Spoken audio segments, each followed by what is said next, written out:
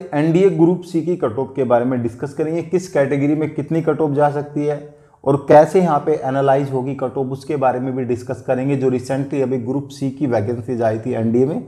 और गाइस जो एनडीए ने गलत किया वो गलत किया कि जो 10 टाइम्स ऑफ कैंडिडेट बोले थे, यहाँ पे कैंडिडेट बुलाए उन्होंने करीबन 50 टाइम्स ऑफ कैंडिडेट, यानी सिंगल वैकेंसीज के लिए करीबन एटलीस्ट 20 to 25 टाइम्स कैंडिडेट बुलाए हैं। और लिखा हुआ था नोटिफिकेशन में 1:10 की रेशियो में कैंडिडेट बुलाएंगे, यानी मोर देन 1:10 की रेशियो में। इसका मतलब है कि चलो 1:10 नहीं 1:12 की रेशियो में कैंडिडेट बुला लो यार, 1:15 की रेशियो में बुला लो। मेरे हिसाब से तो इससे भी ज़्यादा कैंडिडेट बुलाए हैं, 30-35 के अराउंड यहाँ पे कैंडिडेट बुलाए हैं। ठीक है, चलो जो भी हुआ वो हुआ। अब सभी कैंडिडेट को एक होप रहता है कि चलो अब की बार सिलेक्शन हो जाएगा, क्योंकि बहुत सारे कैंडिडेट बहुत दूर से आते हैं और ट्रेवलिंग करना इतना इजी नहीं है आज के टाइम में, और भर भर के किसी का टिकट भी कंफर्म नहीं हुआ। तो ये सब चीज़ें को छोड़ते हुए हम कट ऑफ के बारे में डिस्कस करते हैं। एग्ज़ाम था इसका 60 नंबर का और 60 ही क्वेश्चन थे, और गाइस कोई भी नेगेटिव मार्किंग नहीं था एग्जाम में। हालांकि इन लोगों ने एग्जाम के number of question, number of marks यहाँ पे कुछ नहीं दिया था। ये लोग ना बड़े दिमाग से खेल रहे थे, क्योंकि अगर नंबर ऑफ एप्लीकेंट कम होते, यानी अच्छे खासे कम होते, कम अप्लाई करते नंबर ऑफ एप्लीकेंट, तो ये क्या काम करते, यहीं पर ही एग्जाम को 100 नंबर का कर देते, जो पहले ऐसा हुआ था। और गाइस 100 मार्क्स का हो जाता है ये, मतलब 100 ही क्वेश्चन आते इसमें, ऐसा होता।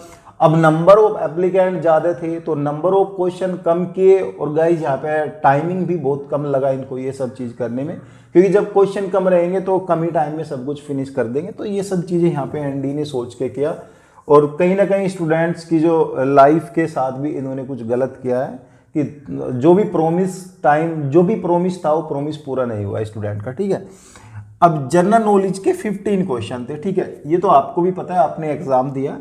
इंग्लिश के भी 15 क्वेश्चन थे, मैथ के भी 15 क्वेश्चन थे, रीजनिंग के भी 15 क्वेश्चन थे। और नोटिफिकेशन में इन्होंने लिखा था कि साइंस भी आएगी और मैथ भी आएगा, और यहाँ पे लेवल भी लिखा था, जो 12th लेवल की वैकेंसीज थी और 12th लेवल का आएगा, 10th लेवल की थी और 10th का आएगा। मतलब यार एनडीए के पूरे नोटिफिकेशन में जो प्रोमिस था कुछ भी इन्होंने पूरा नहीं किया, एक भी चीज सच नहीं निकली। यानी कि आप लगा के चलो 50% चीजें इन्होंने गलत लिखी है, और गलत लिखी है उनको सही करने के लिए इन्होंने लिखा मे भी इतना हो सकता है, इससे ऊपर नीचे वेरी कर सकता है कि हम इसको बढ़ा सकते हैं, हम इसको घटा सकते हैं। वो हर गवर्नमेंट हर नोटिफिकेशन में लिखती है। ठीक है, यहां तक क्लियर। देखो एग्जाम इजी, ठीक है, इजी और हार्ड कब होता है। देखो एग्जाम अगर आपने जो पढ़ा है वही एग्जाम में आ गया, वो तो हो गया इजी। आपने कितना भी 0 लेवल का क्वेश्चन पढ़े है, यानी SSC MTS group D group ई के लेवल का आपने क्वेश्चन पढ़े है, अगर उस लेवल के क्वेश्चन भी आए और आपके वो याद नहीं है तो आपके लिए एग्जाम हो गया हार्ड। तो एग्जाम हार्ड और इजी कुछ नहीं होता है, ये सब माइंड का एक खेल है। ये सब ने हमने माइंड सेट कर रखा है, एग्जाम इजी होता है हार्ड होता है। ठीक है, देखो जीके 15 नंबर का है। बहुत से कैंडिडेट बोलते हैं मैंने यहाँ पे 12 नंबर का किया, 13 का किया, 15 का किया। भाई जीके एक ऐसी चीज है जिसको याद ही नहीं है किसी को। अब जीके यानी इतनी पुरानी जीके और इतने साल पुरानी, मतलब अभी 2023 चल रहा है, और इससे पीछे जितने भी साल चले गए, जितने भी डिकेड चले गए इससे पीछे, उसकी जीके कहाँ याद रहती है भाई इतनी। इसमें से एटलीस्ट आप लगा लो, एटलीस्ट तुक्के भी मार के 8 नंबर इसमें आपके आ सकते हैं, तुक्के मार गए। हार्डली जो अच्छा स्टूडेंट है उसके मैं बोल रहा हूं। ठीक है, इंग्लिश, अब भाई एमटीएस वाले हो भाई, इसमें इंग्लिश का क्या काम है भाई। एलडीसी वाले चलो मान सकते हैं कि थोड़ा बहुत चलो इसमें इंग्लिश का काम है। साइकिल रिपेयर वाला है, उसका इंग्लिश का क्या काम है यार। वो इंग्लिश पढ़ता तो वो एमटीएस के फॉर्म भरता है कि यहाँ पे बिल्कुल भी नहीं भरता। तो कहीं ना कहीं इंग्लिश के भी क्वेश्चन लगा लो। आप कैंडिडेट ने 8 सही किए होंगे, 1-2 तुक्के मार के भी हो गया होगा, हालांकि 10 मान लेता हूँ कि 10 ठीक किए होंगे। अब मैथ और रीजनिंग, ये दो एक ऐसी चीज है, यही लिस्ट बनाएंगे और यही लिस्ट गिराएंगे, क्योंकि मैथ और रीजनिंग ये तर्क सहित निकलते हैं, इसमें तुक्के वाला कोई सीन नहीं है। अगर आपने किए होंगे तो आपको कॉन्फिडेंस होगा और आपको पता होगा कि मैंने कितने क्वेश्चन किए हैं। ठीक है, अब यहाँ पे मैं लेके चल रहा हूँ 12-12 नंबर। ठीक है, 12-12 नंबर आपने यहाँ पे सही किए होंगे। तो टोटल नंबर यहाँ पे कितने हुए, 2 और 4, ठीक है। 42 नंबर मेरे तर्क के हिसाब से ये है, ठीक है।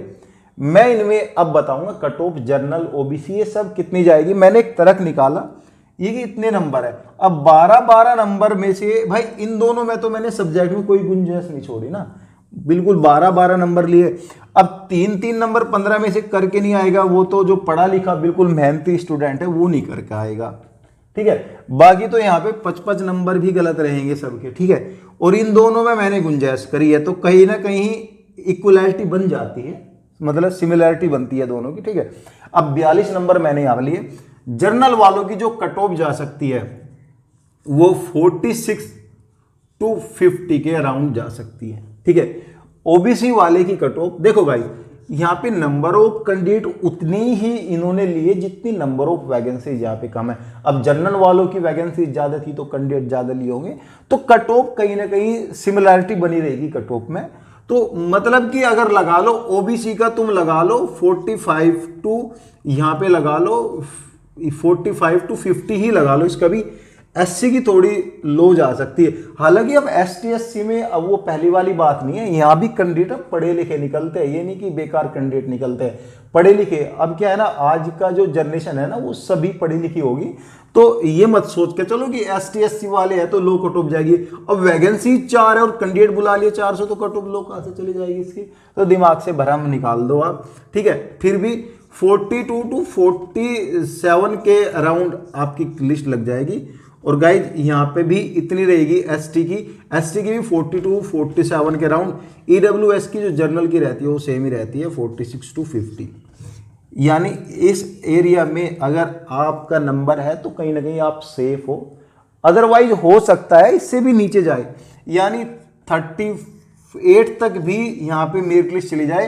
गाइज 42 से हो सकता है कि 2 या 3 नंबर आगे या पीछे हो, ये बिल्कुल फाइनल कट ऑफ तो नहीं है, क्योंकि मैं एनडी वालों से मिला नहीं हूँ बिल्कुल भी। जो मैं फाइनल कट ऑफ लेके आऊँगा आपकी, कि फाइनल आपको बताऊँगा कि गाइज यहाँ पे 2 या 3 नंबर ऊपर नीचे हो सकते हैं, ये बिल्कुल कंफर्म, ये एक अनुमान के तहत कट ऑफ निकलती है, जो अनुमान लगाया। और मैंने बहुत सारे कैंडिडेट से पूछा है भाई तुमने कितना किया, पूरे एग्जाम का मैंने एनालिसिस लिया, 3-4 दिन से इसी चीज़ में लग रहा था, फिर भी आपको कोई डाउट लगता है तो गाइज थैंक